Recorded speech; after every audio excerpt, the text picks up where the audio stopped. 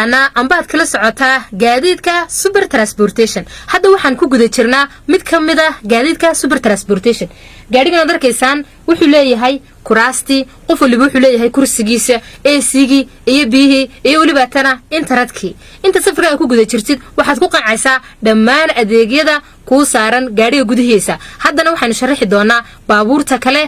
iyadana maxaa la yiraahdaa super transportation gaadhigani wuxuu ka mid yahay gawaarida super transportation wuxuuna qaadaa alaabaha culus wuxuu kaaga qaadayaa meel kasta oo doontida ayuu kaaga soo qaadayaa wuxuuna ku geynayaa meel kasta oo aad jeceshahay iyo gobol kasta oo aad jeceshahay noohadani waxay ka mid tahay gaadiidka super transportation kaliya khaas waxay u tahay noohadan aad arkaysaani inay dadka qaado dadku waxay ka qaadaysaa gurigooda ay ka soo qaadaysaa waxayna keenaysaa xafiiska sidoo kale waxay ka qaadaysaa xafiiska waxayna geynaysaa guryahooda iyadoo ayna wax dhibaato dareemaynin oo ay ku raaxaysan doonaan gaadhigani wuxuu ka mid yahay gawaarida shirkadda super transportation halka adoontid ayuu alaabta kaaga soo qaadaya halka adoontidna wuu ku geynaya saad u jeedaana waa gaadhigaasi aad arkaysaan